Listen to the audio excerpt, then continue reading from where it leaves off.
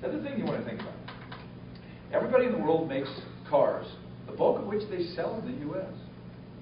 But those people that aren't the big three automobile manufacturers sell cars in their home market.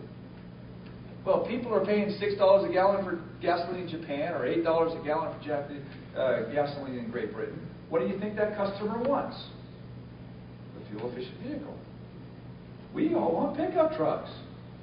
We still want to go back to pickup trucks. Okay. Now, the good news is there are people that own Porsches with a Toyota Prius parked right next to them. Okay. So not only, I don't think it's because they're interested in efficiency. It's because it's the new thing.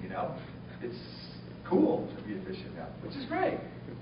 Okay. I'd rather have people do it for the right reasons, but if they're doing it, that's a good thing.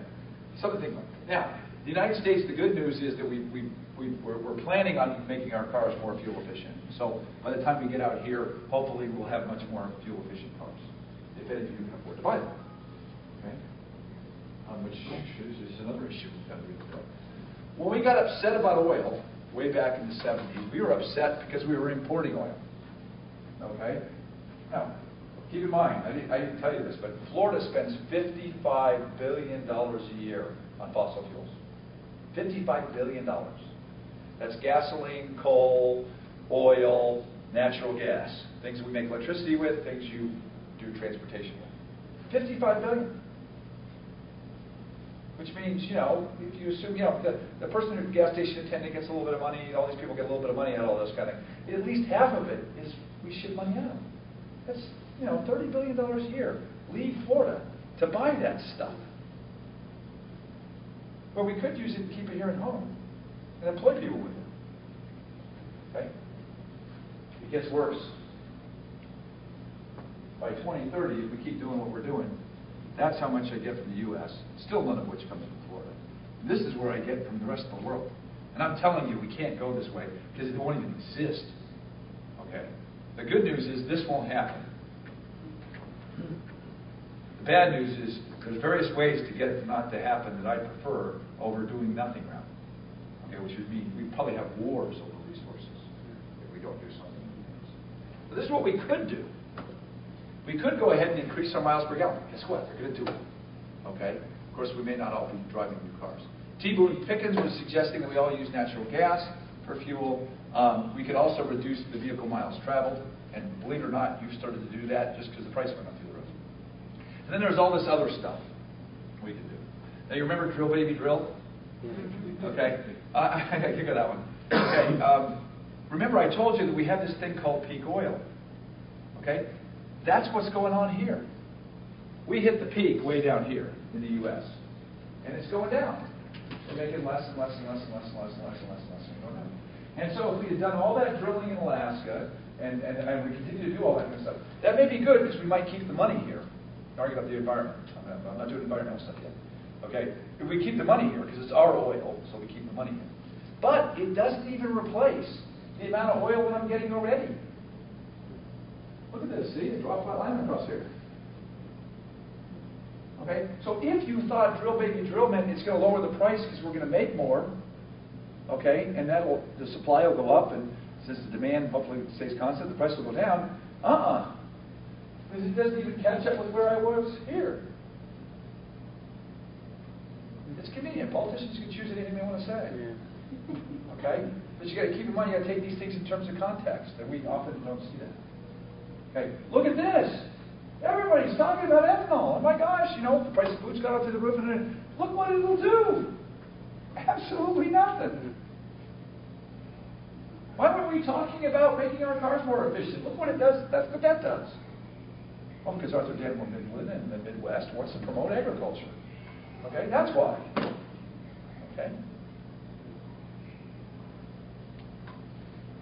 No, your questions? Point of information. When you talk about ethanol, you're just talking like about the stuff that's like really grown or this is this forecast here includes all the best optimistics everything. So that's taking corn that we're getting today, switching over to lignocellulosic. Okay, this even includes if I go chemical thermally process it, make that ethanol. Okay, we can tweak these around. Clearly, I've got all kinds of assumptions in here, and I'm not going through any of those details. The important thing is we got to do it all. Okay?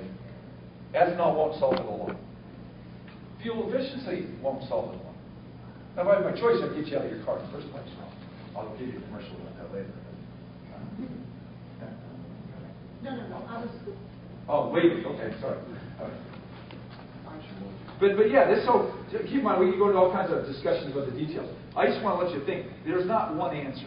It's got to be a little bit. And there are some things you can do. You can reduce your vehicle miles travel. You don't need the government to tell you to do that. You can do it. Now, I'd like the government to give you some tips. Now, this is a little bit my short little researchy stuff. People are hearing about plug-in hybrids. You've heard about hybrid cars. You're hearing about regenerative braking. That's where you hit the brakes and you make electricity out of it. You put it back into the battery. Those are all good things. Okay. The actual more impressive thing on the Toyota Prius is that little TV set. Okay, it's right there in the corner if you've ever been on one. And believe it or not, there have been people that hit people in front of them because they're too busy staring at the TV set. So that part's not good. But that TV set reteaches you how to drive. What did you? Oh, the TV set, if you have to drive one. It's a little TV set they have in the Toyota Prius that tells you instantaneously what your fuel efficiency is, where the energy's going. It's a nerdy engineer's dream, to see this stuff, okay? But you have the information that, gosh, when I jackrabbited and got off the line and started, I just spent 20 cents doing that. Or if I did a little bit quicker, I wouldn't have lost so much money doing that. It's educating you. Okay? Now, you can still choose to jackrabbit if you want, but you should know it costs you 25 cents every time you do that. Okay? I don't know. Maybe you could use 25 cents a little more wisely, or only when there's a real cute girl to do that. I don't know. but information is valuable. Okay? In a lot of the cases, we just don't have it. Partially because it was always free, so who cared? Okay? So a lot of the things are that. Now, another thing that's been very interesting is that the automobile manufacturers have known this for a while, and they're starting to move down this path. Mechanical linkages, gears, transmissions, things like this, they're not very efficient. Okay? Now, originally, we took chemical energy. That's what gasoline is. It's energy in the form of chemicals. Okay? And we burned it and pushed directly against the piston to make the wheels go around. So you went chemical to mechanical. Made perfect sense. That's what I want in a car. Okay? Now they're coming back to me and say, well, wait a minute. Because the transmission parts aren't so impressive, and because I'd like to get that regenerative braking back, what I really need is chemical to electrical. Change the rules. Okay? So we're changing the thinking. So as a result, cars will be getting more electrified as time goes on. Now, if I had my dream, we would remove the power plant out of the car completely. There'd be a wire magically in the road that you'd get the energy from, and your car would just know it. Okay? And personally, the real estate savings alone will pay for all this. What do I mean by that? Well, think about it. If you're driving 70 miles an hour, how many car distances is that car in front of you supposed to be? 3. 7. Yes. Okay? So that means that if I can magically rack and pack the cars, I can get rid of 6 lanes. Okay? All right? So I'm going to magically rack and pack the cars. All right? I'm going to put them on some electricity somehow. Never have them get in car accidents, because with that electricity, I got information. I don't need to have cameras to talk to a human being that makes mistakes. I can get these computers. Oh, wait a minute, computers make more mistakes than we do. But anyhow, you can figure this out, okay? So maybe that should be the dream. The real estate savings will pay for it all. Why cover the world with asphalt and cement? And by the way, where does asphalt come from? Fuel, right? From fuel oil, leftover stuff. Wait a minute, I told you we were running out. Guess what? We wouldn't be able to make asphalt roads.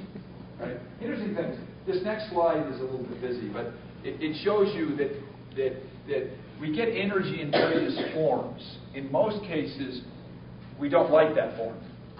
We long since stopped using coal to heat our houses directly. A power plant made electricity instead. You like electricity better. So that's the same thing with automobiles. We may get energy from all these kind of things, but we kind of want an energy carrier, a liquid. We're used to liquids. That's the main reason why everybody's playing around with ethanol, because they're used to liquids. But we could have electric cars. Why do I need liquids? Just because that's what you're used to. Okay? Or we could use a gas, like